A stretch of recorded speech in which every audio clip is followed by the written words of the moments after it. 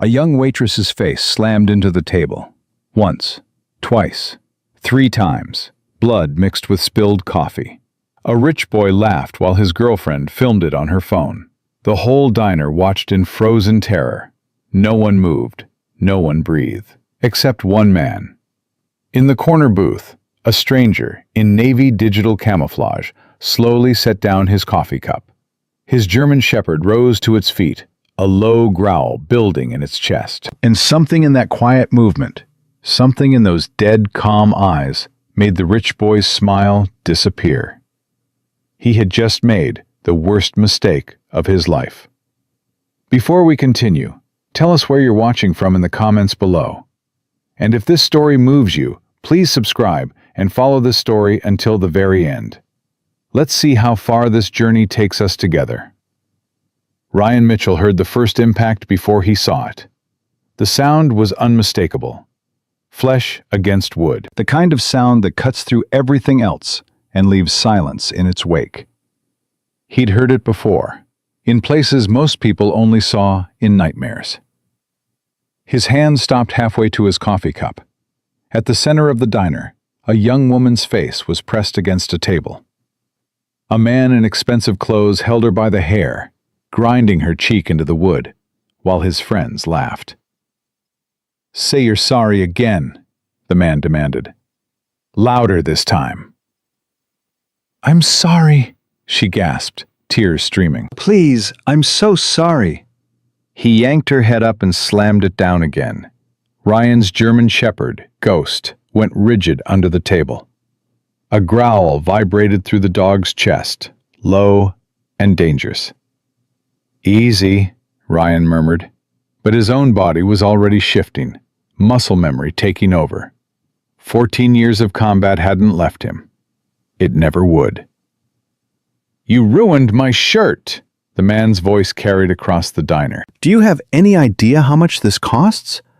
More than you make in a year, you stupid—" "Preston, that's enough."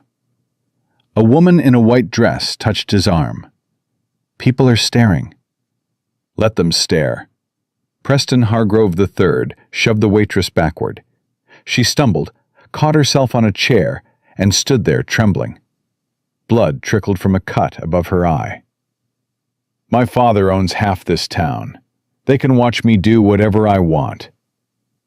Ryan studied the scene. 4 young people, early to mid-20s, the kind of clothes that cost more than his truck. The kind of arrogance that came from never facing consequences. The waitress, her name tag read Sophie, wiped blood from her face with shaking hands. She was young, maybe 24, with dark hair pulled back and the exhausted eyes of someone working double shifts. No one in the diner moved.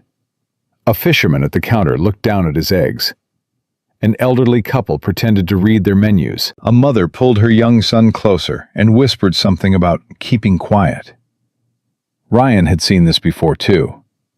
Fear. The paralyzing kind that made good people invisible.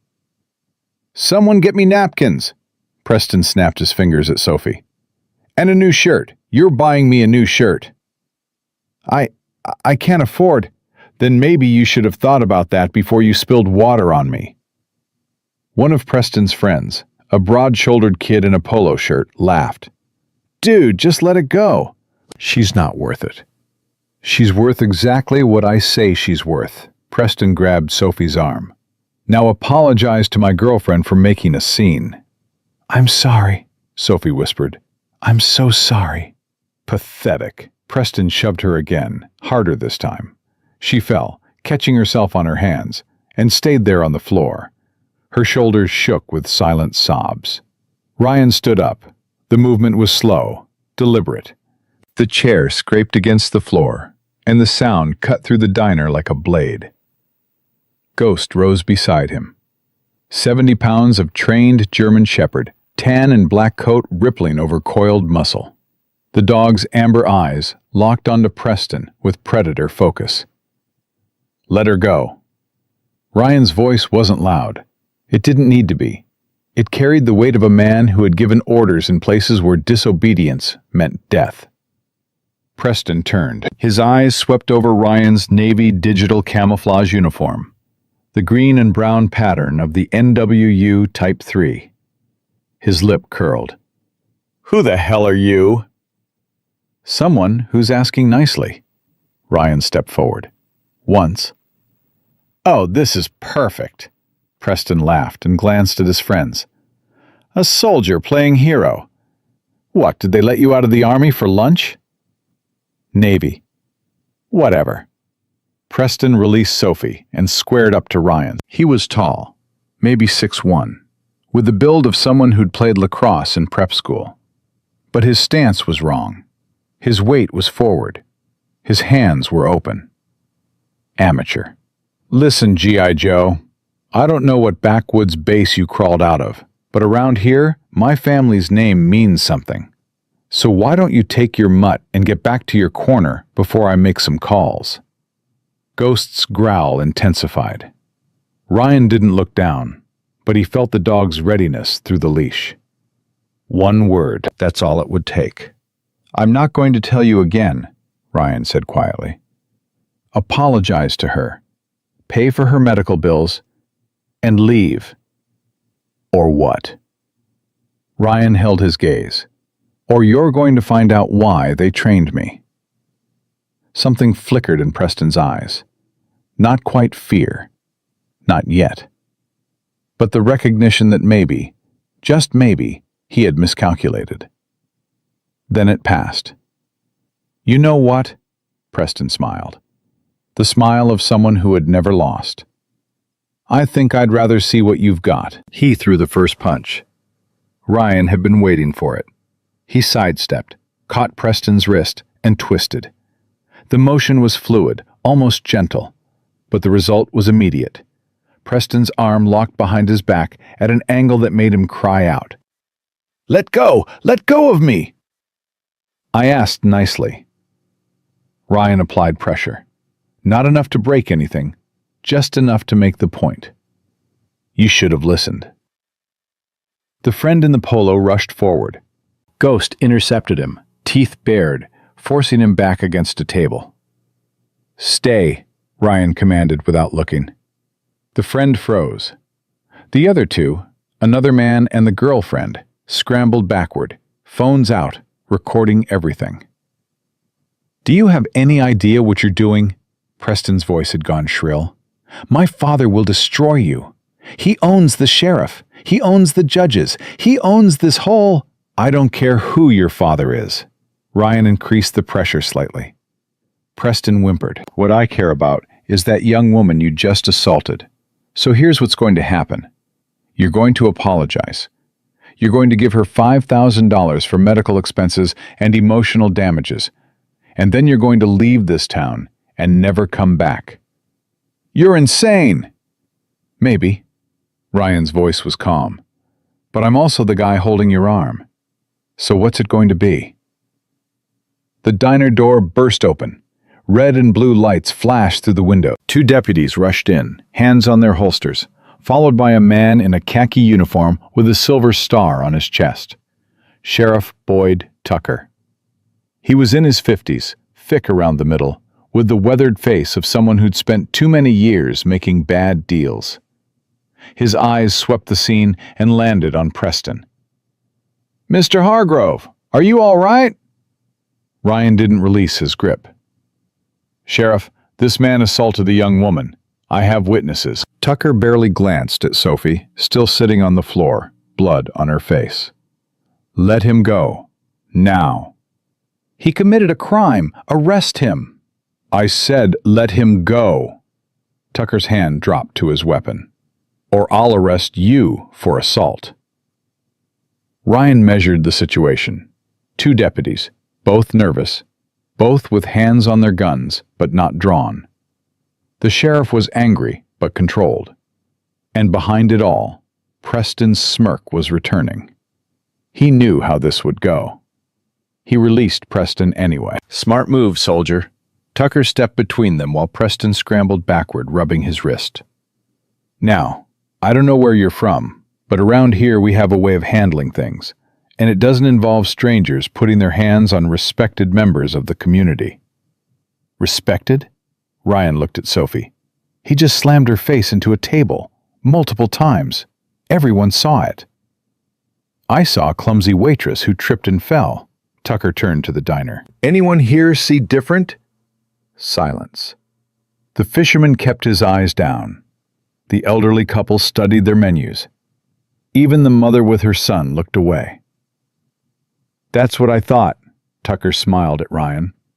It wasn't a friendly smile. Now, I'm going to give you one chance to collect your dog and leave. Otherwise, I'm taking you in for assault, disturbing the peace, and anything else I can think of on the way to the station.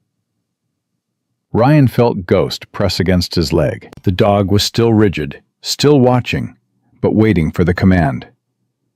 Sophie, Ryan spoke directly to the waitress. Are you okay? She looked up at him with terrified eyes. Her mouth opened, closed.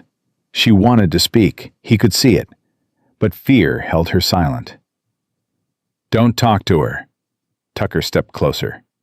Don't talk to anyone. Just get out. Ryan held Sophie's gaze for a moment longer. Then he nodded slightly. A promise she probably didn't understand yet.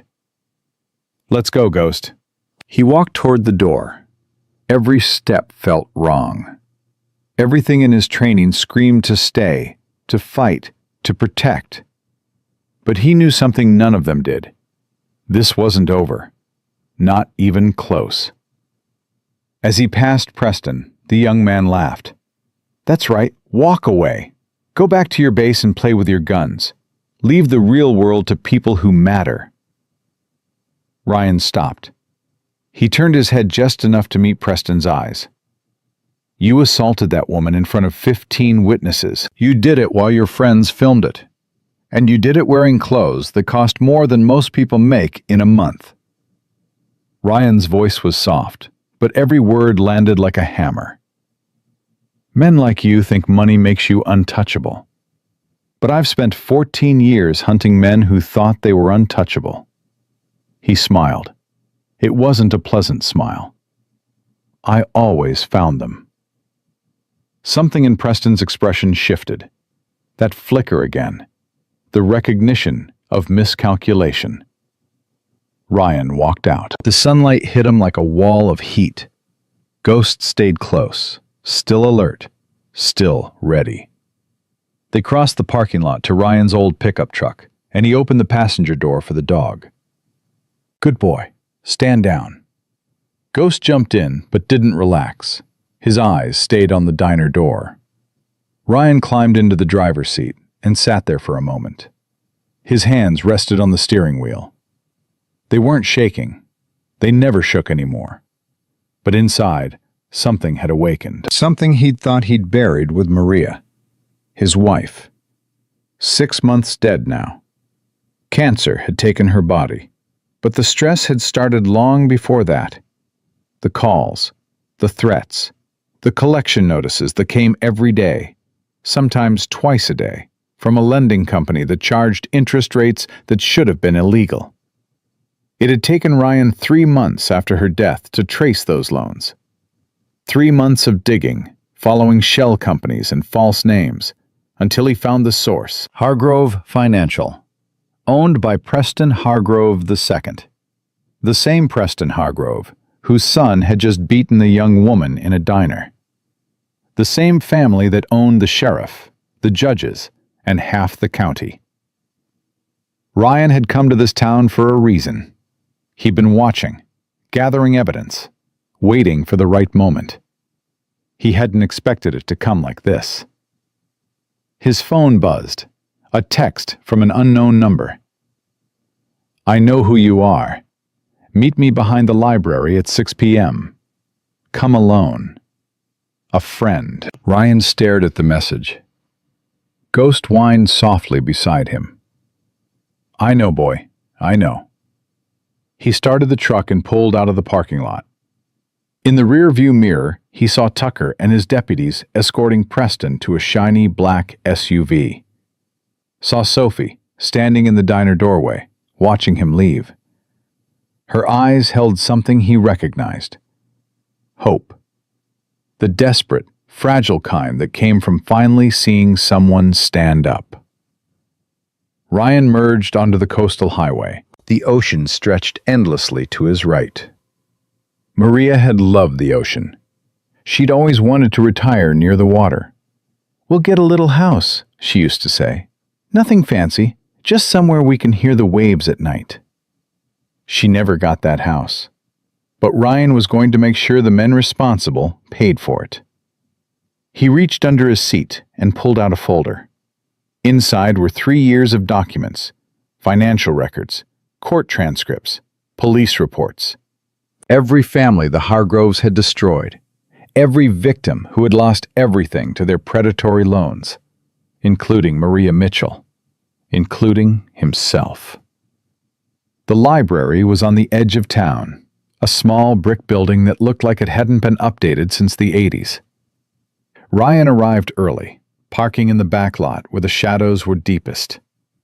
Ghost stayed in the truck, watching, ready. At exactly 6 o'clock, a figure approached. A woman in her 50s, gray-streaked hair pulled back, wearing the simple clothes of someone who worked with her hands. "You're the one from the diner," she said. "The one who stood up to Preston." "Who are you?" "Marianne Cole, Sophie's aunt." She stopped a few feet away, studying him with eyes that had seen too much pain. "I watched what you did. And I watched what it cost you." "It didn't cost me anything." "Not yet," Marianne's voice dropped. "But it will. The Hargroves don't forgive. They don't forget.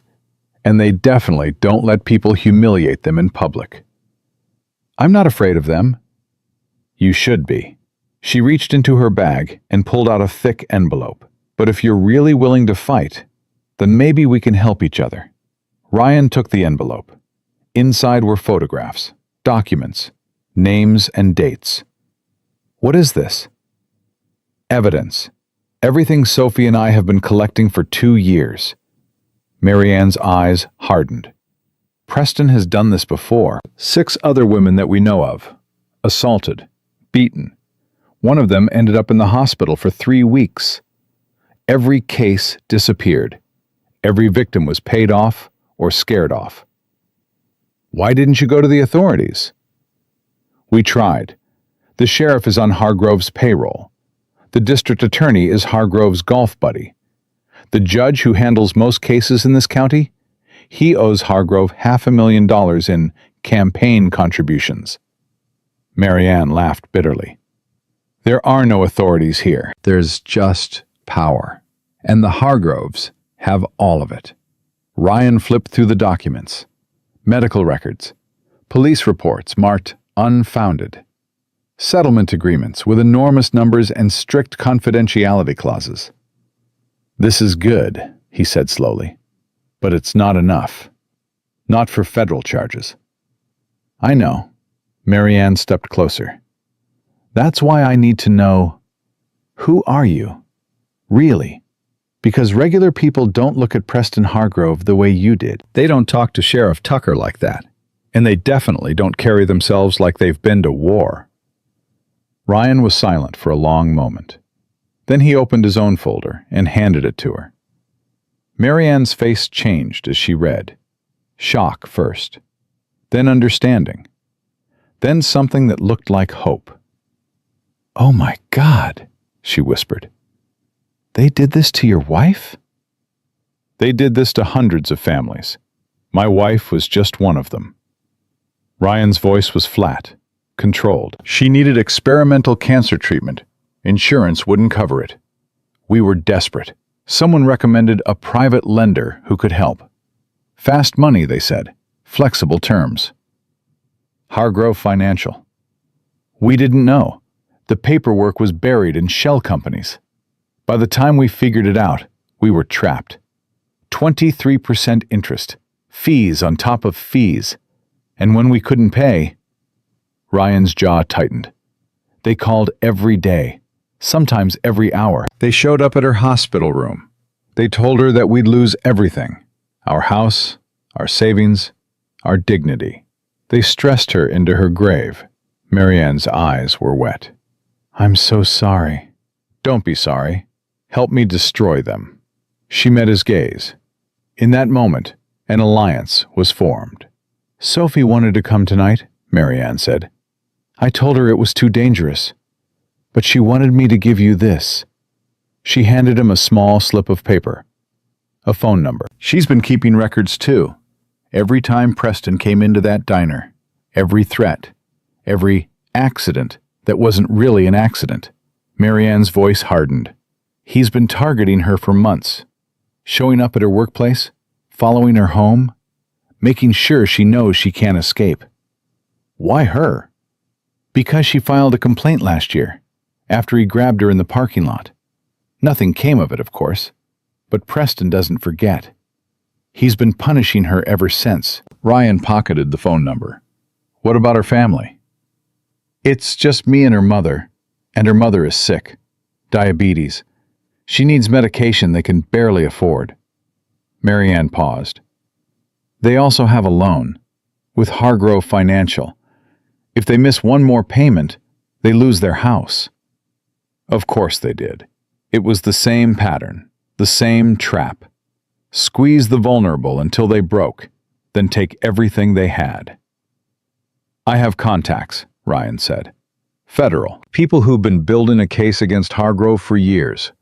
But they need more evidence. The kind that can't be explained away or buried. What kind of evidence? Testimony from victims willing to go on record. Financial documents that trace directly to Preston Sr. And ideally, something that shows the corruption goes beyond money. Ryan looked at the envelope in his hands. Something like this, but bigger. There might be something. Marianne hesitated. Sophie told me once that Preston brags about his father's connections. Politicians, businessmen, even some federal officials. He keeps files on all of them. Insurance, he calls it. Where? His father's office, in the Hargrove building downtown.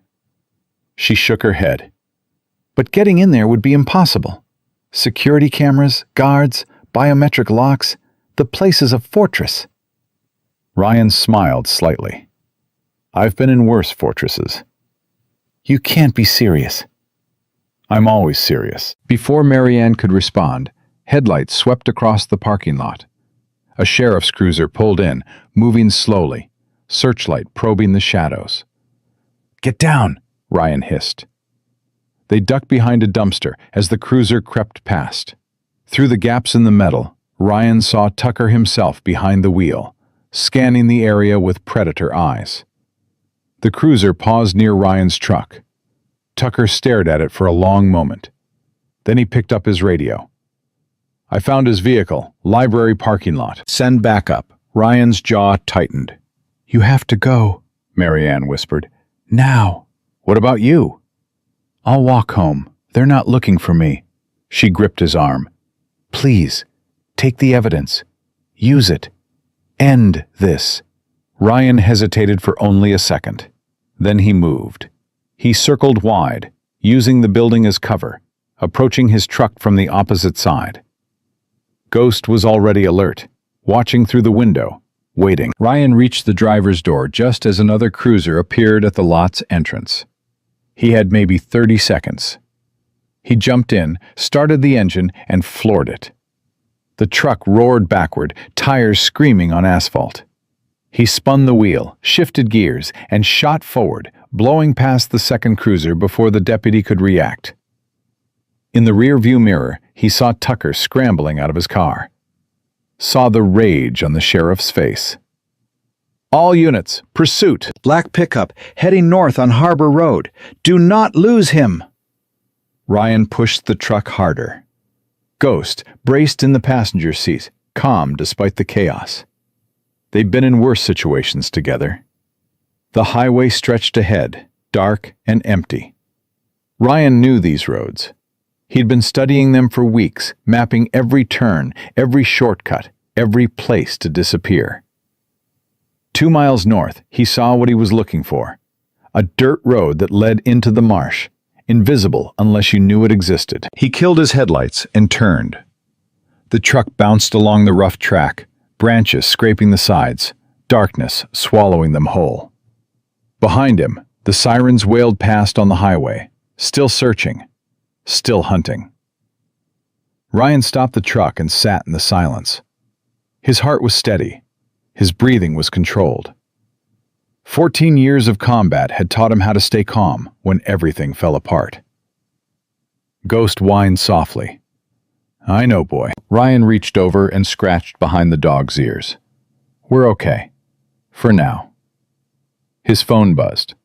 Another text, this time from the number Marianne had given him. "I saw what happened. I'm scared, but I'm not running anymore. Whatever you're planning, I want to help. Sophie." Ryan stared at the message.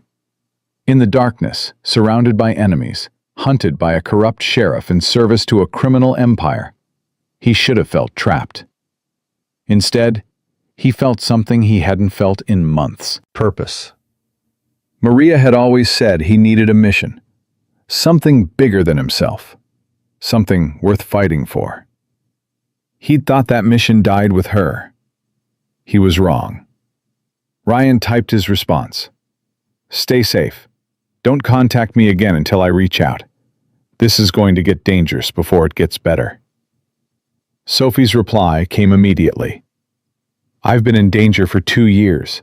At least now I'm not alone." Ryan put the phone away and started the truck. The marsh road eventually connected to another highway, one that would take him to the safe house he'd established on the edge of town. A place no one knew about. A place where he could plan his next move.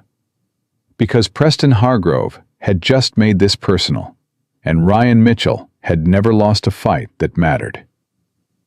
Ghost settled into the seat, finally relaxing, trusting his handler to navigate them to safety. "We're just getting started, boy," Ryan murmured. The truck rumbled through the darkness, and somewhere behind them, the Hargrove Empire was about to learn what happened when you crossed a man with nothing left to lose. The safe house was nothing more than an abandoned fishing shack 3 miles from town. Ryan had rented it under a false name 2 weeks ago, paying cash to a landlord who asked no questions. The walls were thin, the roof leaked, and the only furniture was a cot and a folding table. But it had electricity, running water, and most importantly, no connection to Ryan Mitchell. Ghost padded through the door first, sniffing corners, checking for threats.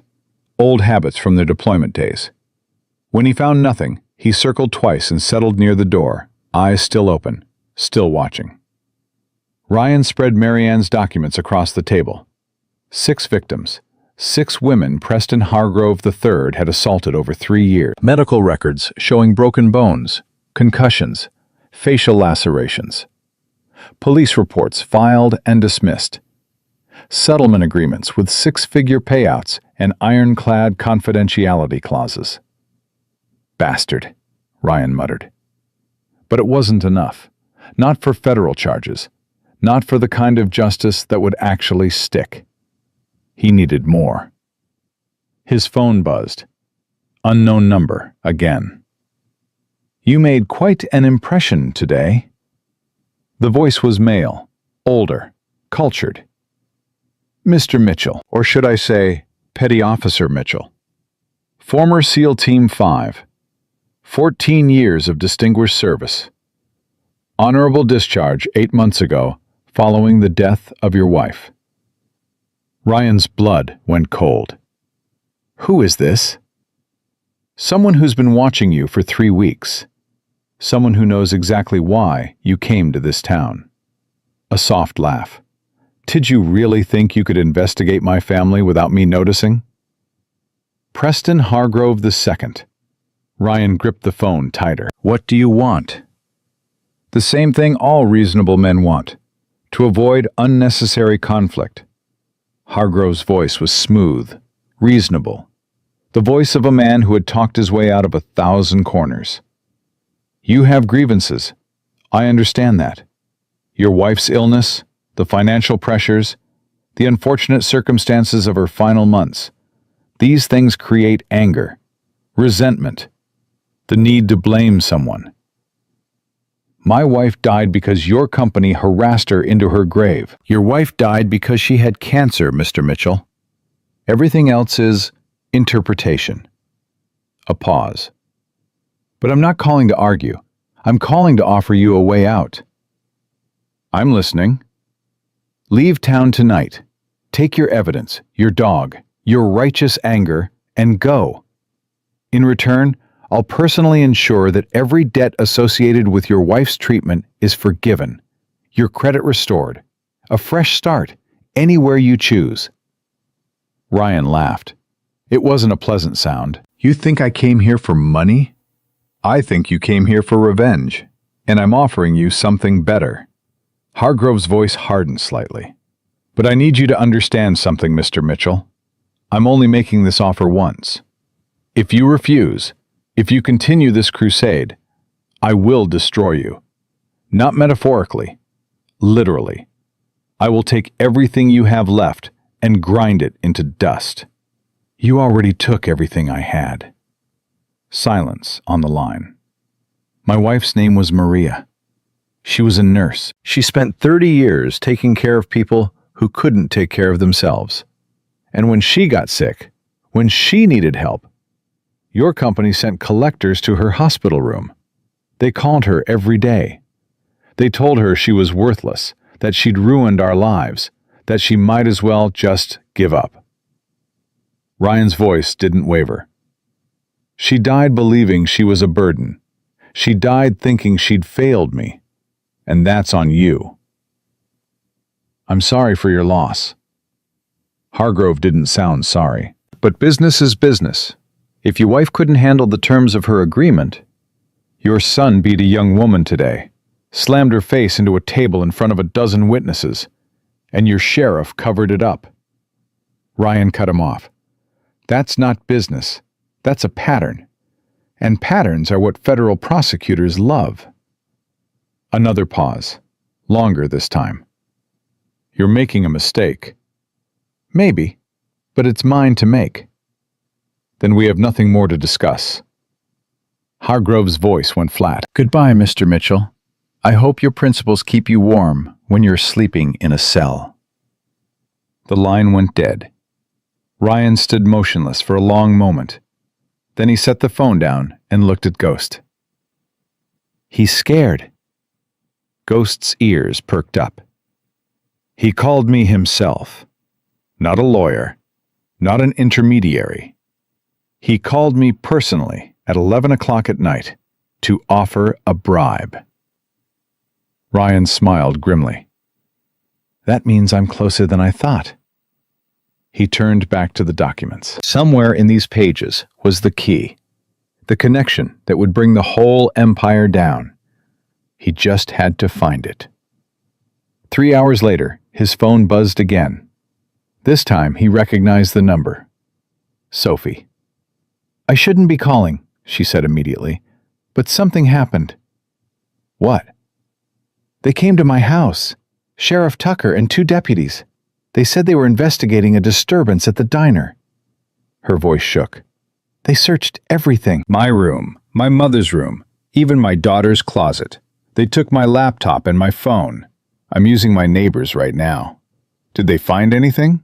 The documents I was keeping? The records of Preston's harassment? Sophie laughed bitterly. I moved them last week, after the last time he came into the diner and threatened me. I knew something bad was coming. Where are they now? With Aunt Marianne. She has copies of everything. A pause. But that's not why I'm calling. What is it?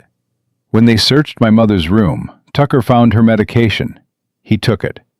Said it was evidence of something. He didn't even specify what. My mother needs that medication, Ryan. She's diabetic. Without her insulin... I understand. Ryan's jaw tightened. I'll handle it. How? I don't know yet, but I will. He paused. Sophie, listen to me. Don't go to work tomorrow. Stay home. Stay with your family. I can't afford to miss work. We're already behind on... I'll cover it. Silence. You don't even know me. I know you stood up when no one else would. I know you've been keeping records when everyone told you to stay quiet. And I know that Preston Hargrove targeted you because you're brave. Ryan's voice softened. That's enough. Sophie didn't respond for a long moment. When she did, her voice was thick with emotion. Why are you doing this? Really? Ryan thought about Maria, about the last time he'd held her hand, listening to her breathe, waiting for the end. About the rage that had consumed him in the months after, and the cold determination that had replaced it. Because someone should have helped my wife, and no one did. He closed his eyes. I'm not going to make that mistake. Your wife? It's a long story. I'll tell you sometime, if we survive this. That's not reassuring. It's not meant to be. Ryan stood up. Decision made. I'm going to get your mother's medication. Stay where you are. Don't answer the door for anyone you don't know. Ryan, I'll call when it's done.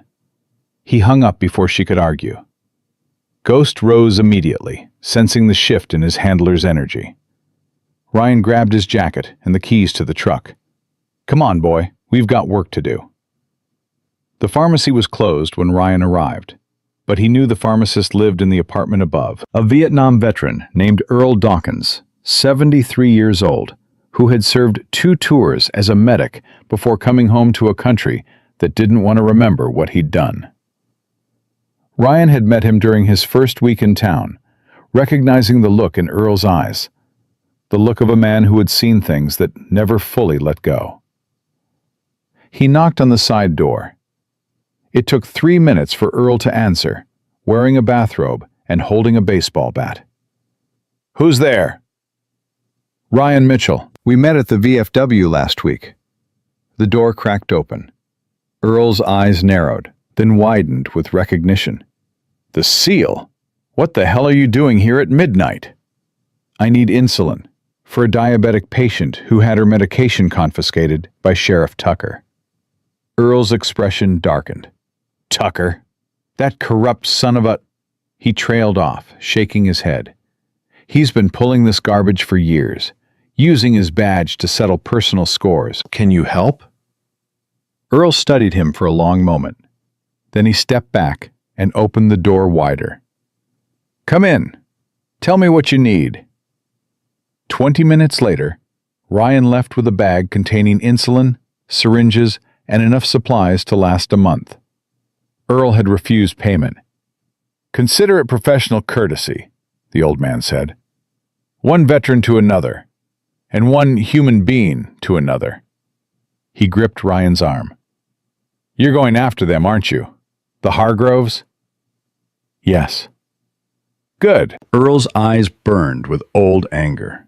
My nephew lost his house to those vultures 3 years ago. His wife left him. He started drinking. Last I heard, he was living in his car somewhere in Florida. He spat on the ground. They've been bleeding this town dry for decades. It's about time someone fought back. I'm going to need more than medicine to do that. What else do you need? Ryan hesitated. This was the part where things got complicated. Information about the Hargrove building, security systems, access points, anything you might know. Earl's eyebrows rose. You're planning something big. I'm planning something necessary. The old man was quiet for a moment. Then he laughed. Hell, why not? I'm 73 years old. What are they going to do? Kill me? He gestured for Ryan to follow him. Come on, I've got something to show you. Earl led him to a back room filled with filing cabinets and old computer equipment. He pulled out a thick folder and handed it to Ryan. My nephew worked security at the Hargrove building for 6 years, before they fired him for asking too many questions. Earl tapped the folder. He kept copies of everything. Floor plans, security protocols, employee schedules.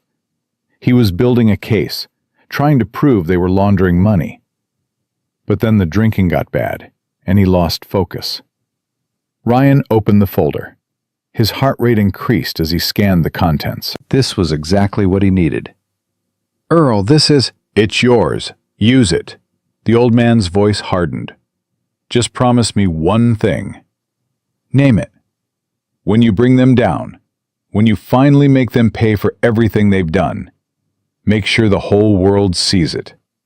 I want their name to become a curse word in this town." Ryan met his eyes. "I promise." He drove to Sophie's house just as dawn broke. The medication delivery took less than 5 minutes, but Sophie grabbed his arm before he could leave. "Wait, please." "I can't stay. It's not safe for you if I'm here." "I don't care about safe." Her eyes were red from crying, but her jaw was set. "I've been safe for 2 years, keeping my head down, not making trouble. And look where it got me." She gestured at her face, where the bruise from yesterday's assault was already darkening. "I'm done being safe." "Sophie, let me help." She stepped closer. "I know things about Preston that aren't in any documents. Things he said when he thought I wasn't listening. Things about his father's business, about the sheriff, about why they've been buying up property along the coast." Ryan paused. "What kind of things?" "There's a development project. Offshore drilling rights worth billions. The Hargroves have been buying up coastal property for years, forcing owners to sell, using their loans as leverage. Anyone who refuses gets the same treatment I got." Sophie's voice dropped. "But there's one piece of land they can't get. The old Mitchell property on the point." Ryan froze. "Mitchell? It belonged to a Navy family, apparently. They've owned it for generations. The current owner died about 6 months ago, and her husband—" Sophie stopped. "Oh, God. That was Maria's family land." Ryan's voice came out rough. "Her grandfather built a house there in the 50s. She grew up spending summers on that property." "You're the heir." "I didn't know." He hadn't known. Maria had mentioned the land once or twice, but he'd never paid attention. After she died, he'd been too lost in grief to think about anything else. "I never filed the paperwork. I assumed it would just—" "That's why they targeted your wife." Sophie's eyes widened with realization. "That's why they were so aggressive with the loans. They weren't just collecting debt. They were trying to force you to sell." Everything clicked into place. The harassment, the calls, the collectors who showed up at Maria's hospital room with papers to sign. They hadn't been trying to get paid. They'd been trying to pressure her, to pressure him, into giving up the one piece of land that stood between the Hargroves and billions of dollars. And when Maria died, when Ryan disappeared into his grief instead of claiming the property, they'd lost track of him until he showed up in their town, asking questions, making trouble. "That's why Hargrove called me last night." Ryan's hands clenched into fists. "He's not worried about the assault charges. He's worried about the land." "What are you going to do?" Ryan thought about the folder in his truck, the security plans, the access points, the proof that somewhere in the Hargrove building was evidence of a conspiracy that stretched far beyond one family's greed. "I'm going to take everything they have." The phone rang. Earl's number. "Ryan, you need to get somewhere with a TV. Now." "Why?" "Just do it." Ryan and Sophie rushed inside. Her mother was already watching the morning news, the volume turned up. Responding to reports of a fire at a residence on Maple Street. The home, belonging to Marianne Cole, was fully engulfed when firefighters arrived. Ms. Cole was transported to the hospital with severe burns and smoke inhalation. Her condition is listed as critical. Sophie screamed, "No, no, no, no!" She collapsed against Ryan, sobbing. He caught her, held her, but his eyes stayed on the screen. Authorities are investigating the cause of the fire. Sheriff Tucker stated that initial evidence suggests an electrical malfunction, though the investigation is ongoing. Electrical malfunction. In a house that had just been searched by Tucker's deputies. In the home of the woman who held copies of evidence against the Hargrove family. Ryan's blood turned to ice. Sophie, he gripped her shoulders, forcing her to look at him. The documents, are they still at Mary Ann's house? What? The documents, the evidence, were they in the house? Sophie's face went pale. I don't know. She was supposed to move them, but... Ryan's phone buzzed. A text from an unknown number. Did you enjoy the fireworks? Consider this a preview. Next time, it's the girl, and the mother, and the dog. Leave now, Mr. Mitchell. You have 24 hours. He showed it to Sophie. She stopped crying. Something harder replaced the tears. They tried to kill my aunt. Yes. They burned her house to destroy evidence. Probably. And they're threatening my family. Yes. Sophie straightened, wiped her eyes, set her jaw. Then we don't have time to be scared. She met his gaze.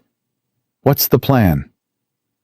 Ryan looked at her, saw the determination, saw the anger, saw the same fire that had driven him to come to this town in the first place. The plan is to hit them before they can hit us again. How? I know someone who can help. Federal contact. She's been building a case against the Hargroves for years, but she needs evidence from inside. Ryan pulled out his phone. If we can get into the Hargrove building, access their files, find the proof. You want to break into the most secure building in the county? I want to end this tonight. Sophie was quiet for a moment. Then she nodded. What do you need me to do? The hospital was chaos. Ryan and Sophie arrived to find Mary Ann in the ICU, unconscious, wrapped in bandages, machines beeping around her. The doctors said she had third-degree burns over 40% of her body. She might survive. She might not. Sophie held her aunt's hand and wept. Ryan stood by the door, watching for threats. A nurse approached. Are you family? Yes, Sophie said. There was something clutched in her hand when they brought her in. The paramedics almost missed it. The nurse held out a small object wrapped in singed cloth. They said she wouldn't let go, even unconscious. They thought it might be important. Sophie unwrapped the cloth. Inside was a flash drive. She saved them, Sophie whispered. She saved the files. Ryan took the drive, turning it over in his hands.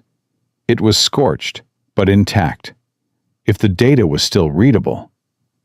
We need to go. He touched Sophie's shoulder. Now. I can't leave her. If we stay, they'll find us. And then they'll finish what they started. His voice was gentle, but firm. The best thing you can do for your aunt is help me end this. Sophie looked at Mary Ann one last time, bent down and kissed her forehead. I'll come back. I promise. They left through a service entrance, avoiding the main lobby where Ryan had spotted one of Tucker's deputies stationed near the front desk. In the parking lot, Ryan's phone buzzed again. A text from Agent Diana Cross, FBI. Got your message. I'm en route. Meet me at coordinates in 2 hours. Come alone. He typed back. Can't come alone. Bringing a witness. She has evidence. The response was immediate. Fine, but if this is a waste of my time, Mitchell, I will personally end your career. He smiled grimly. His career had ended the day Maria died. Everything since then had been borrowed time. Where are we going? Sophie asked. To meet someone who can help. Ryan started the truck. Ghost jumped into the back seat. Someone who's been waiting for this moment for a very long time. They drove into the rising sun. Behind them, the Hargrove Empire was waking up. But they didn't know that the man they'd tried to destroy was about to become their worst nightmare. And the countdown to justice had finally begun. The federal helicopters arrived at dawn. Ryan stood on the beach near the old Mitchell property, watching 3 Black Hawks descend from the sky. Ghost pressed against his leg, calm but alert. Sophie stood beside them, her aunt's flash drive clutched in her hand like a talisman. Agent Diana Cross jumped out before the rotor stopped spinning. She was tall, lean, mid-40s, with steel-gray hair and eyes that had seen everything, and judged most of it harshly. Behind her came a team of agents in tactical gear, moving with coordinated precision. "Mitchell," Cross stopped in front of him. "I've been building this case for 4 years. Watched 3 witnesses disappear, 2 judges get bought off, and 1 U.S. attorney suddenly decide to retire." Her eyes bore into his. "Tell me you have something real this time." Ryan handed her the hard drives from the Hargrove building. Financial records going back 15 years, shell companies traced to their source. Payments to Sheriff Tucker, Judge Morrison, and at least 6 state legislators. He paused. And video footage of Preston Hargrove III assaulting 7 different women, including one that happened less than 48 hours ago. Cross took the drives. Her expression didn't change, but something shifted in her eyes. "Where did you get these?" "Does it matter?" "It matters for prosecution." "Then say I found them in a dumpster." Ryan's voice was flat. "Or say an anonymous source provided them. Or say whatever you need to say to make this stick. I don't care about credit. I care about results." Cross studied him for a long moment. Then she turned to her team. "Martinez, start processing these drives. I want preliminary analysis in 2 hours." She looked back at Ryan. "If this is what you say it is, we move today. No warning, no leaks, no time for anyone to destroy evidence or disappear. What do you need from me?" "Stay out of the way," Cross's voice softened slightly. "You've done enough, Mitchell. Let us handle the rest." "My wife, I know about your wife." She held up her hand. "I've known about Maria Mitchell for 18 months. She was going to be one of our star witnesses before she died. Her testimony about the harassment, the pressure tactics, the illegal interest rates, it would have been devastating for the Hargroves." Cross paused. "I'm sorry we couldn't save her." Ryan felt something tighten in his chest. "So am I. But we can still get justice for her, and for everyone else they've hurt." Cross gestured toward the helicopters. "We're hitting 3 locations simultaneously: the Hargrove building, Sheriff Tucker's office, and Preston Sr.'s residence. By noon today, everyone involved in this conspiracy will be in federal custody." "What about Preston Jr.? "He's our first priority." Cross's expression hardened. "Assault charges, witness intimidation, conspiracy. He's looking at 30 years minimum." "That's not enough." "It's what we can prove." She met his eyes. "Sometimes justice isn't perfect, Mitchell. Sometimes it's just better than nothing." Ryan wanted to argue, wanted to demand more, but he knew she was right. "Fine. Do what you have to do." Cross nodded and turned to leave. Then she stopped. "Mitchell, one more thing." "What?" "That property." She pointed toward the old house on the bluff. "Maria's family land. The Hargroves have been trying to acquire it for years. It's the linchpin of their entire development scheme." "I know. As of this morning, it's officially been transferred into your name. The paperwork was filed 3 hours ago." Cross almost smiled. "Which means whatever happens next, they can never have it. Even if some miracle gets them acquitted, that land will never be theirs." Ryan looked up at the old house. He'd never been inside. Maria had described it so many times. The porch where her grandmother used to sit. The kitchen where her mother learned to cook. The bedroom where she'd spent summers as a child listening to the waves. "Thank you." "Don't thank me. Thank your wife." Cross walked toward the helicopters. "She's the one who started all this. You just finished it. The raids began at exactly 0800 hours. Ryan watched from a distance as federal agents stormed the Hargrove building. He saw employees streaming out, hands raised, faces confused. He saw boxes of documents being carried out by the truckload. He saw the carefully constructed facade of legitimate business crumbling in real time. Sophie sat beside him in the truck, watching the same scene. Is this really happening? It's happening. I keep waiting to wake up. Her voice was barely a whisper. I've dreamed about this for 2 years. About someone finally stopping them. About Preston finally facing consequences. She wiped her eyes. I never thought it would actually come true. It almost didn't. What do you mean? Ryan was quiet for a moment.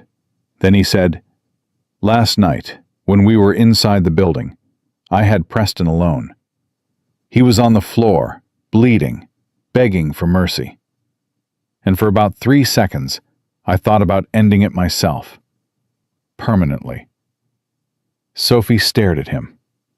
Why didn't you? Because that's what he would have done. That's what his father would have done. That's what everyone in their world does. Eliminate problems with violence and money and power. Ryan shook his head. I didn't come here to become them. I came here to prove there's another way. Even after what they did to Maria? Especially after what they did to Maria. Ryan's voice cracked slightly. She believed in the system. She believed that if you did the right thing, if you worked hard and treated people fairly, eventually justice would find you. He paused. I owe it to her to prove she was right. Sophie reached over and took his hand. She would be proud of you. Ryan couldn't speak. He just squeezed her hand and kept watching the destruction of an empire. The first arrest came at 0847.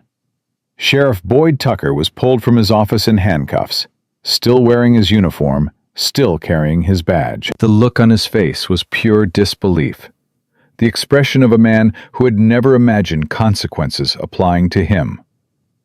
Ryan felt nothing.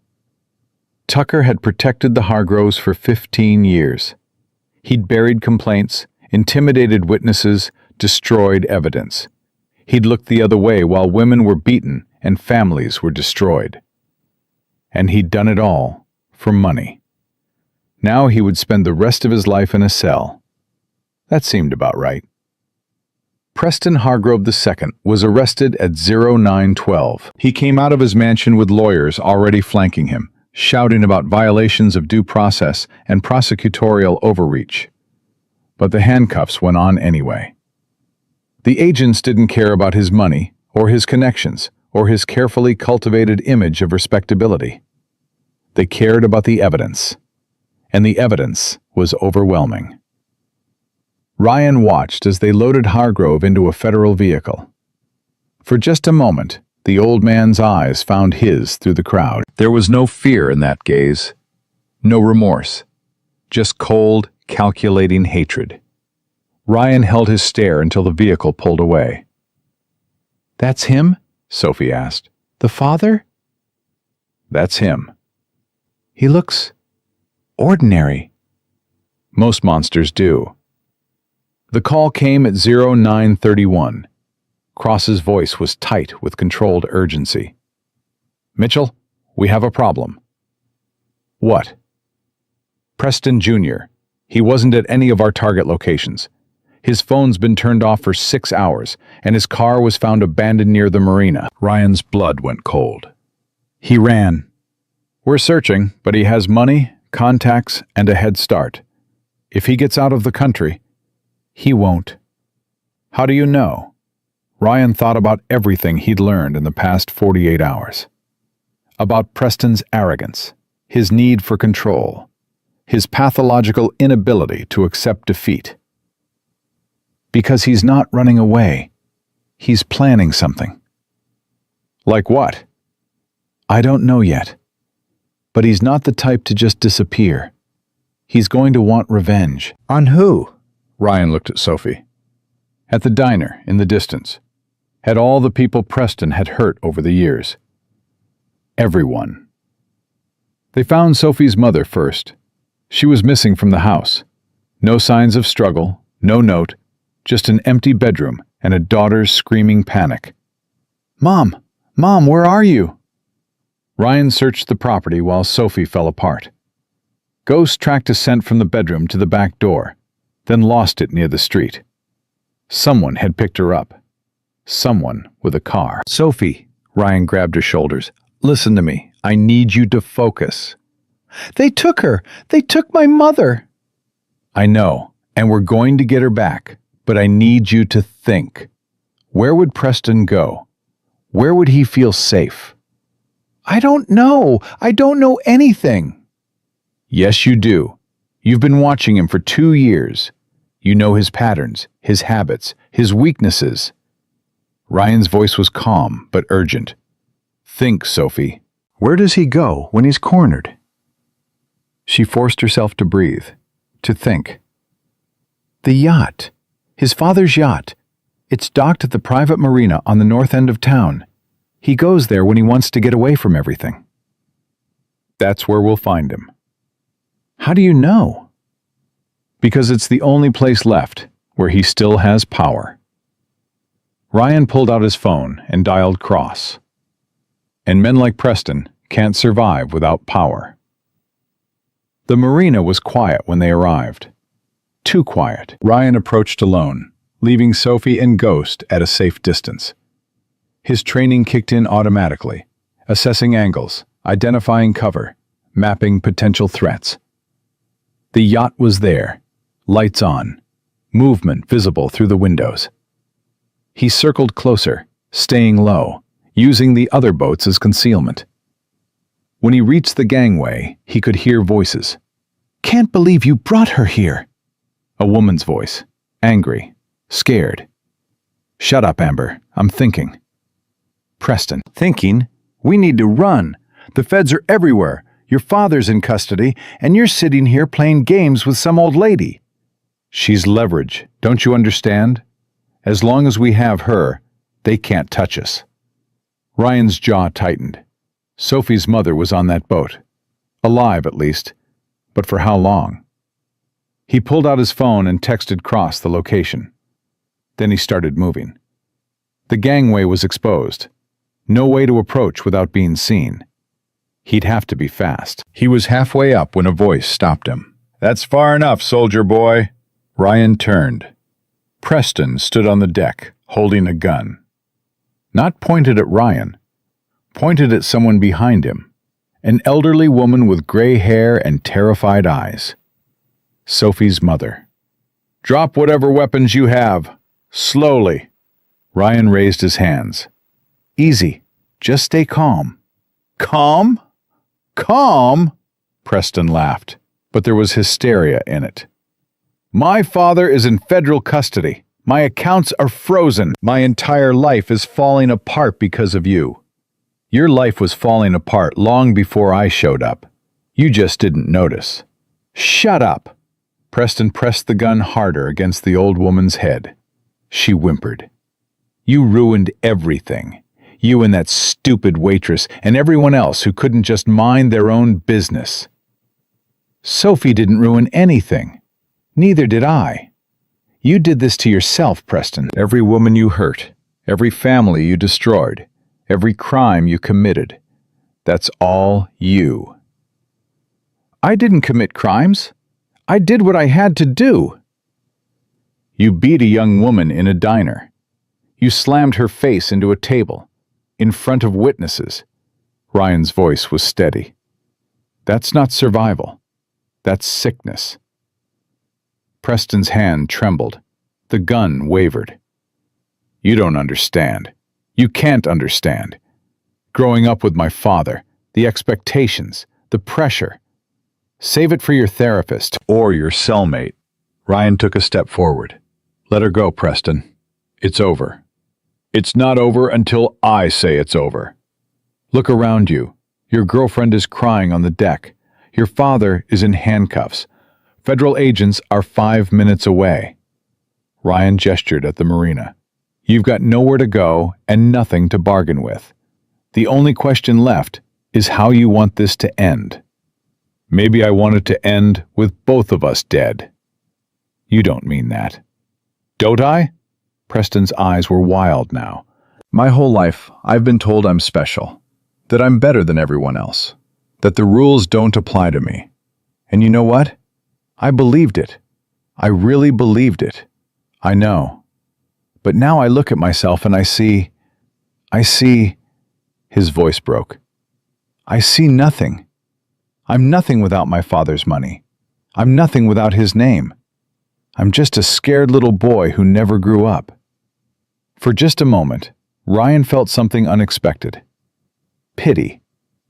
Not for what Preston had done. That was unforgivable. But for the broken child underneath. For the person he might have been if someone had loved him differently. Preston. Ryan's voice softened. Put down the gun. Get help. It's not too late to choose something better. You're lying. I'm not. I've seen men worse than you come back from darker places. It happens. But it only happens if you let it. Preston stared at him. The gun lowered slightly. You really believe that? I do.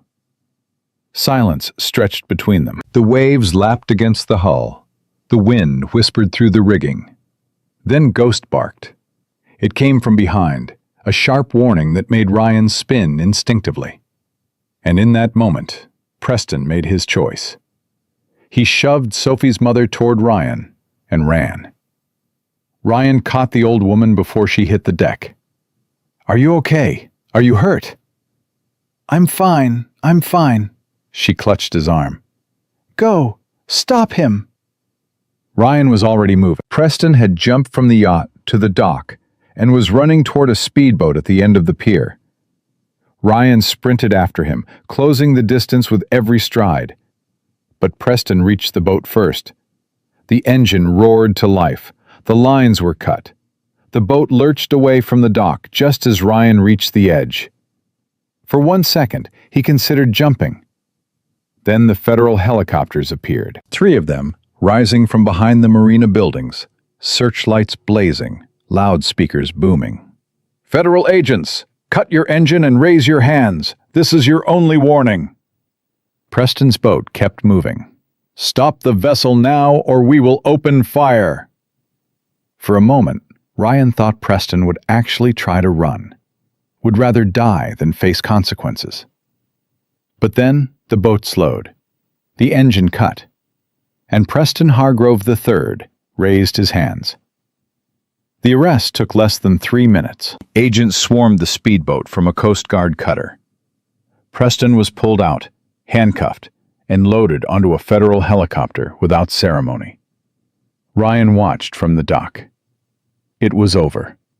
After everything, the planning, the fighting, the fear, it was finally over. Sophie appeared beside him, her mother supported between her and a federal agent. Is she okay? Scared, but unharmed. Sophie looked at Ryan with tears in her eyes.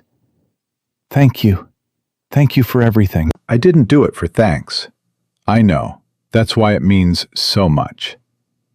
Agent Cross approached, phone in hand. Mitchell, it's done.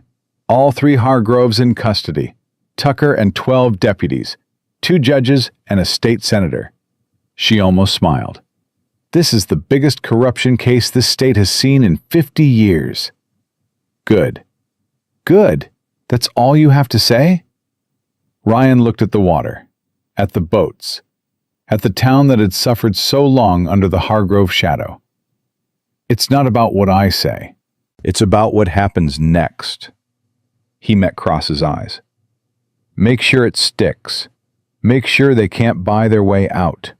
Make sure justice actually means something. That's the plan. Then I'm satisfied. Cross nodded. Then she held out her hand. It's been an honor, Mitchell. Your wife chose well. Ryan shook her hand. She always did. The sun was setting by the time Ryan returned to the Mitchell property. He walked up to the old house on the bluff, Ghost padding beside him. The door was unlocked. It had always been unlocked, according to Maria.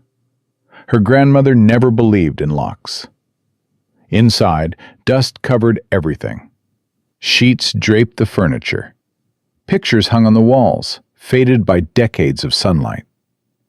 Ryan moved through the room slowly, absorbing details. The kitchen where Maria's mother had taught her to make pancakes. The living room where her grandfather had read her stories.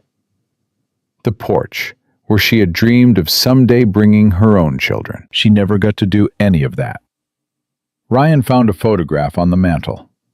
Maria, as a young girl, maybe 8 or 9, standing on the porch with her grandmother. Both of them were smiling. Both of them looked happy in a way that Maria had never quite recaptured in adulthood. He picked up the frame and held it. "I did it," he whispered. "I know it doesn't bring you back. I know nothing can fix what happened or make it okay. But I did what you would have wanted. I helped people who couldn't help themselves.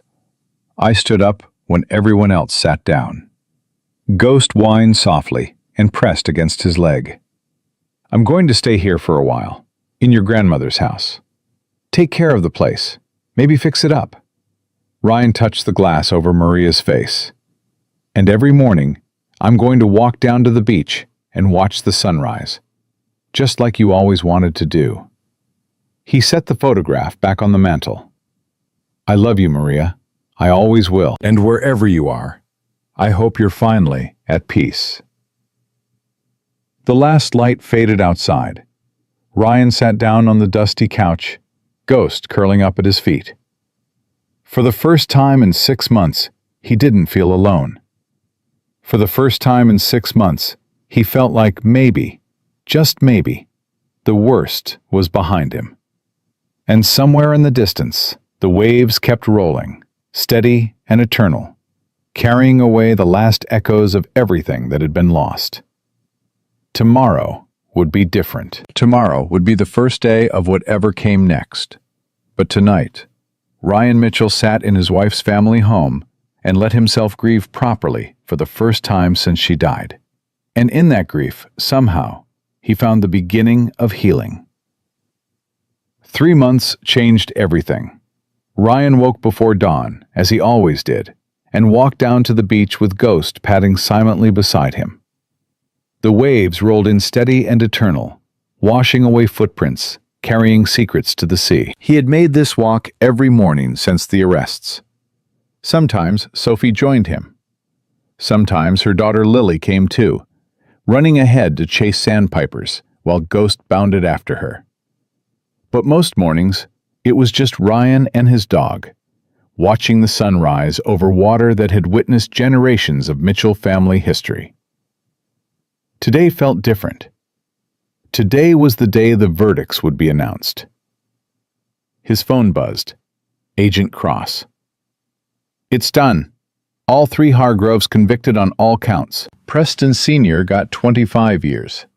Preston Jr. got 15. The mother pleaded guilty to conspiracy and got 5. Cross paused. Tucker got 12 years. The judges and legislators are still being processed, but the dominoes are falling. Ryan closed his eyes. "Mitchell, you there?" "I'm here." "How do you feel?" How did he feel? He'd spent 6 months hunting these people. He'd risked everything to bring them down.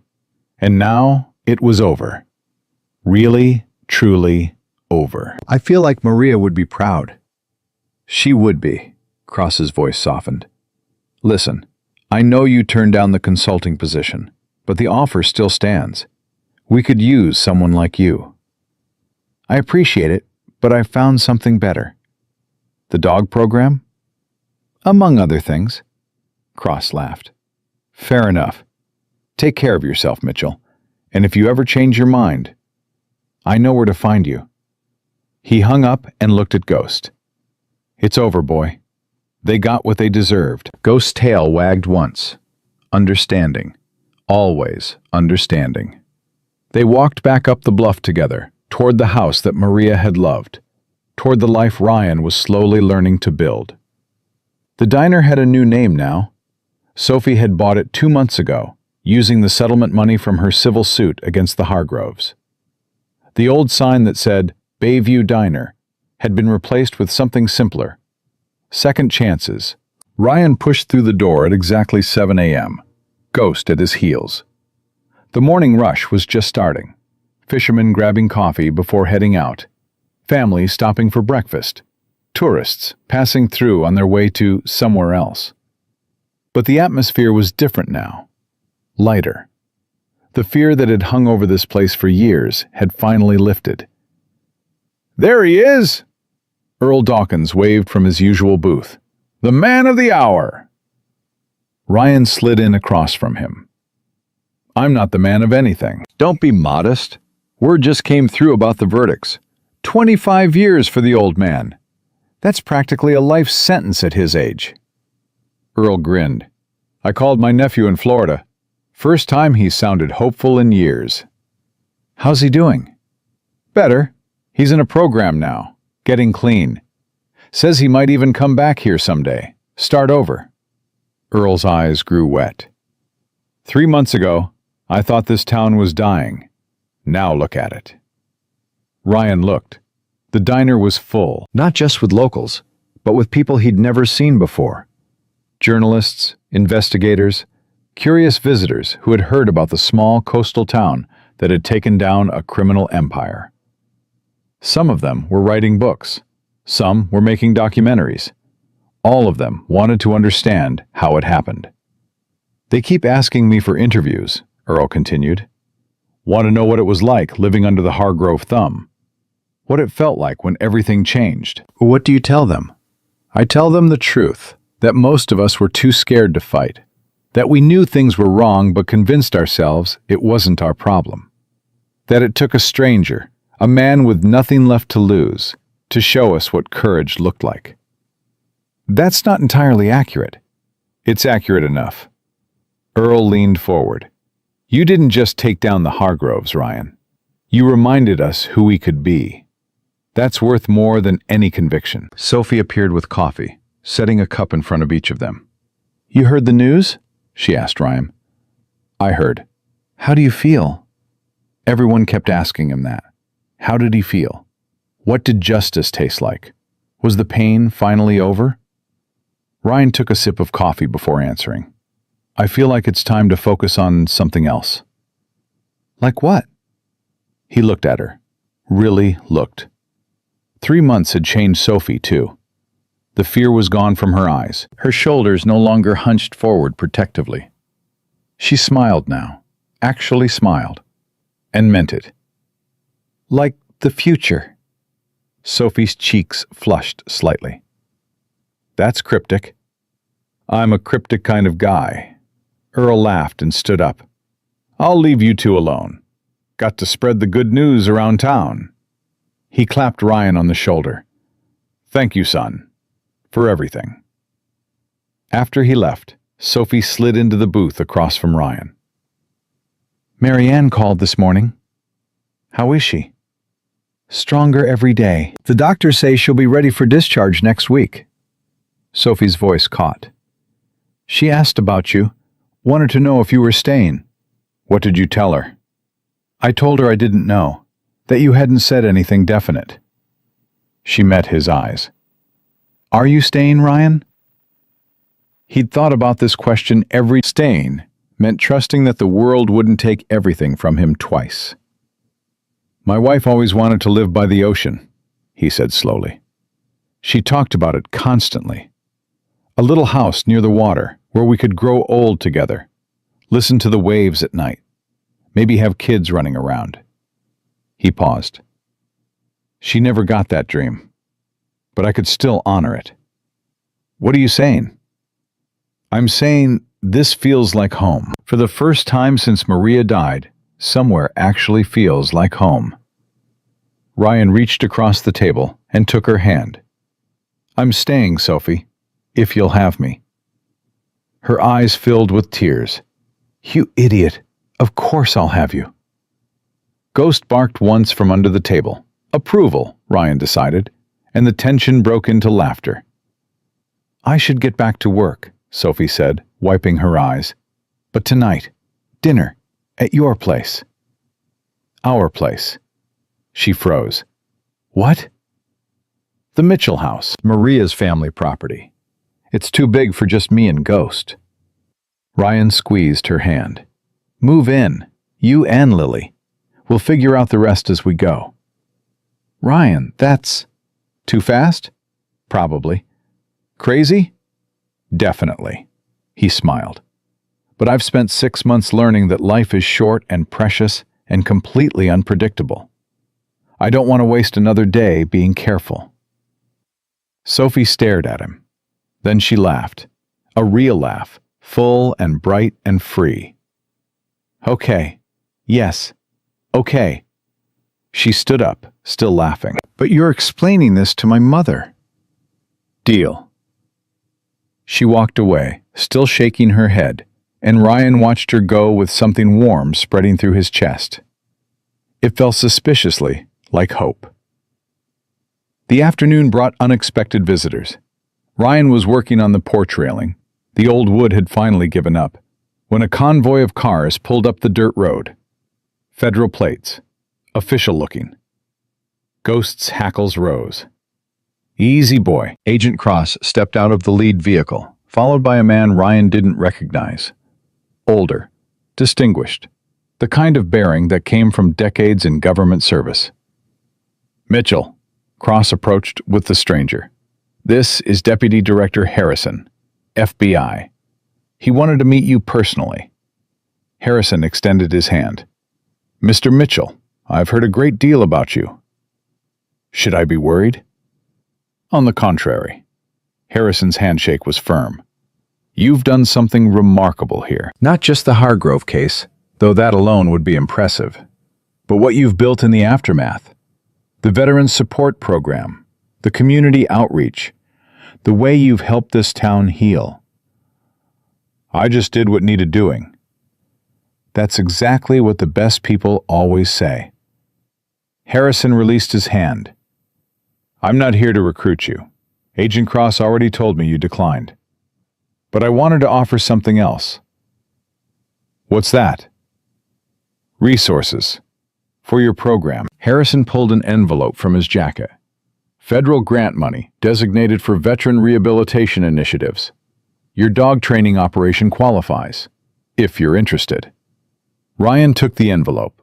Inside was a check with more zeros than he'd expected. This is a start. There's more available if the program expands. Harrison's eyes were sharp but kind. What you're doing matters, Mitchell. Helping veterans find purpose, matching them with service animals, giving them a reason to keep going. That's the kind of work that changes lives. It's also the kind of work that saved mine. I know. Harrison glanced at Ghost, who had relaxed slightly, but remained watchful. Your dog. He served in Afghanistan, correct? 3 tours. Retired after his handler was killed. And now he helps you train other dogs to help other veterans. Something like that. Harrison nodded slowly. There's a saying in the Bureau. The best agents are the ones who've been broken and put themselves back together.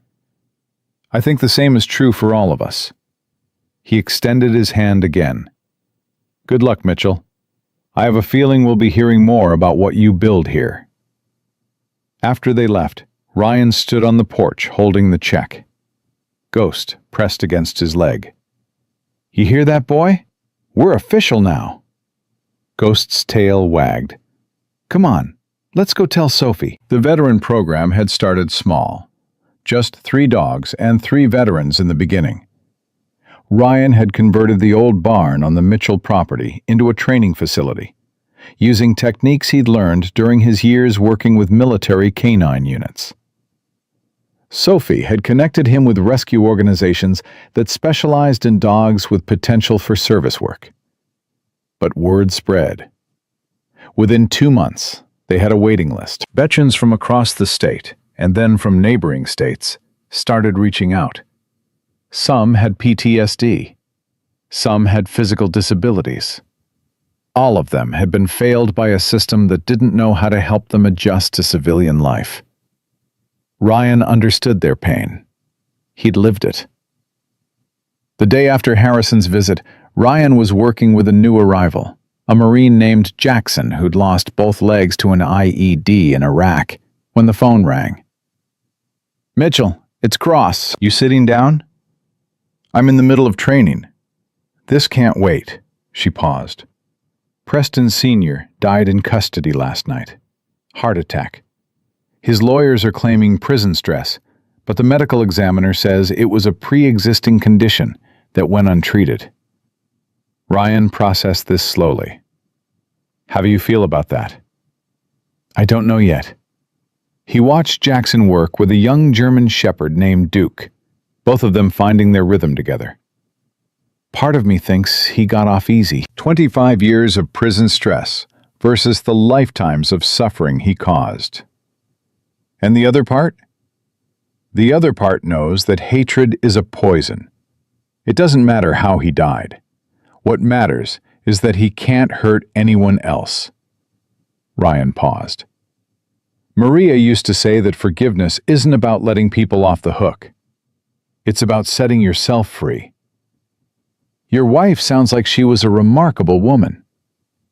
"She was." Ryan smiled despite himself. "She really was." After the call, he returned to Jackson and Duke. "Everything okay?" Jackson asked. "Yeah, just news I needed to hear." Ryan knelt beside the dog. "How's he doing?" "Better than me," Jackson laughed, the first genuine laugh Ryan had heard from him. "He already knows when I'm getting anxious, puts his head on my lap before I even realize what's happening. That's the bond. Once it forms, it's unbreakable." "Is that what you have with Ghost?" Ryan looked at his own dog, lying in the corner, watching everything with calm, amber eyes. "Ghost saved my life. Not just physically, though he's done that too, but emotionally. After Maria died, I was ready to give up. He's the reason I kept going. So there's hope for guys like me." "There's always hope." Ryan stood. "That's the whole point of this place. Second chances. For the dogs, for the veterans, for everyone who walks through that door." Jackson was quiet for a moment. Then he said, "I spent 2 years thinking my life was over. That losing my legs meant losing everything that mattered. My wife left. My kids stopped visiting. I was drinking myself to death in a VA hospital when your program found me. And now? Now I wake up in the morning and Duke is there, waiting for me, needing me. And I think maybe that's enough. Maybe being needed is enough to keep going." Ryan felt something tighten in his chest. "It's more than enough. It's everything." Lily found the photograph. She was 6 now, a bundle of energy and curiosity who had adopted Ghost as her personal guardian. The dog tolerated her with infinite patience, letting her climb on his back, pull his ears, dress him in ridiculous costumes. "Ryan? Who's this lady?" He turned from the stove. He was making dinner, badly, and saw Lily holding a framed picture. Maria. Their wedding day, both of them young and hopeful, and completely unprepared for what life would bring. "That's Maria. She was my wife." "Where is she now?" Sophie appeared in the doorway, looking worried. "Lily, honey, you shouldn't—" "It's okay." Ryan knelt to Lily's level. "Maria got very sick, and even though the doctors tried their best, they couldn't make her better. So she went to heaven." "Like Grandpa?" "Just like Grandpa." Lily studied the photograph with the serious intensity only children can muster. "She looks nice." She was nice, the nicest person I ever knew. "Do you miss her?" "Every day." Lily considered this. Then she said, "It's okay to miss people. Mommy says missing someone means you love them a lot." "Your mommy is very smart." I know. Lily handed him the photograph. You should put this where you can see it, so you can say good morning to her. Ryan took the frame. His vision blurred slightly. That's a good idea, Lily. Thank you. She nodded, satisfied that she'd solved an important problem, and ran off to find Ghost. Sophie moved closer. I'm sorry. I should have told her not to go through the old boxes. Don't be sorry. She's right. Ryan set the photograph on the mantel, next to a picture of Sophie and Lily from last Christmas. Maria would have loved this. The house full of life, a child running around, a dog in every corner. You think so? I know so. He pulled Sophie close. She wanted us to be happy. That's all she ever wanted. Are you happy? Ryan thought about the question. 6 months ago, he would have said happiness was impossible, that Maria's death had carved something out of him that could never be replaced. But now, standing in his wife's family home, with a new family forming around him, he understood something important. Happiness wasn't about replacing what was lost. It was about making room for what came next.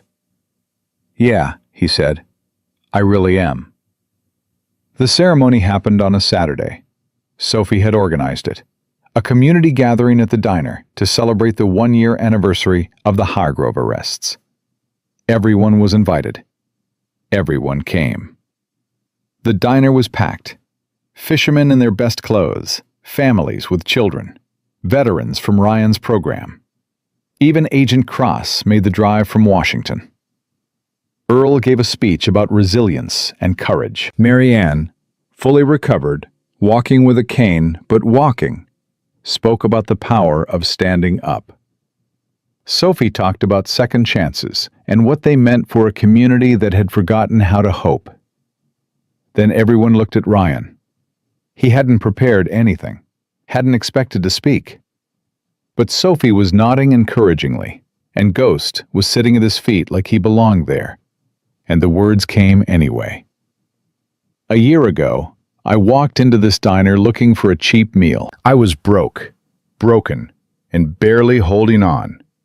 The only thing keeping me alive was my dog, and a promise I'd made to my wife that I wouldn't give up. He paused, collecting himself. I didn't come here to be a hero.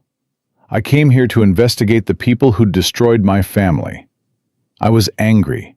I was grieving, and honestly, I was looking for a fight. Murmurs rippled through the crowd. But something happened that I didn't expect. I found a community. People who had suffered under the same system that had hurt me. People who were scared but not beaten. People who just needed someone to take the first step. He looked at Sophie, at Earl, at Mary Ann, at all the faces that had become familiar over the past year. I didn't save this town. We saved each other. Every person who came forward with evidence, every victim who agreed to testify, every neighbor who offered food or shelter or just a word of encouragement when things looked impossible.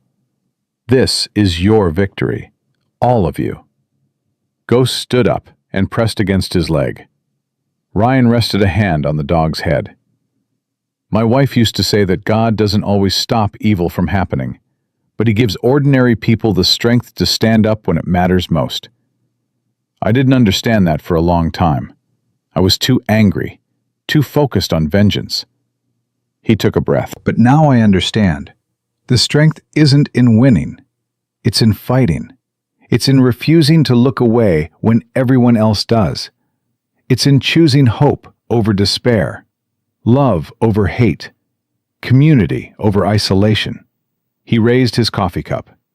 To second chances, for all of us. The crowd raised their cups in response.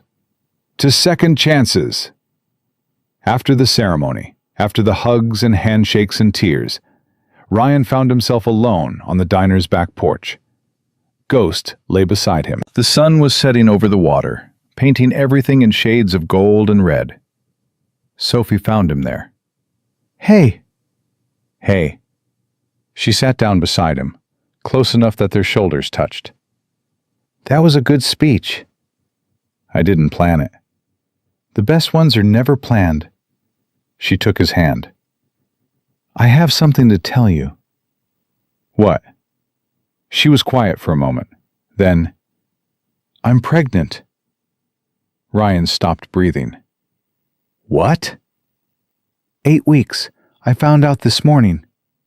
Sophie's voice trembled. "I know we haven't talked about this. I know it's fast.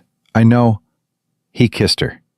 It was sudden, instinctive, the only response that made sense. When they broke apart, both of them were crying. "Is that a good reaction?" Sophie asked. "That's the best reaction I've ever had to anything." Ryan pulled her close. "A baby. We're having a baby. We're having a baby." Ghost's tail started wagging, picking up on their emotions, and Sophie laughed through her tears. "I think he approves. He has good judgment." Ryan looked down at the dog who had saved his life. "Better than mine most of the time." They sat together as the sun finished setting. Ryan thought about Maria, about the children they'd wanted, but never had, about the dreams that had died with her. But he also thought about Sophie, about Lily, about the community that had become family, about the veterans and dogs finding purpose together, about the new life growing in Sophie's belly. Maria would have wanted this. She would have wanted him to live.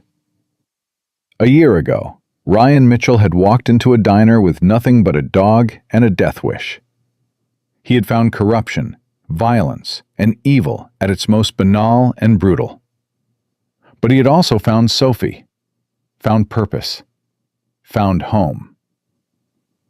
The waves kept rolling in below the bluff, steady and eternal. Ghost settled his head on Ryan's knee.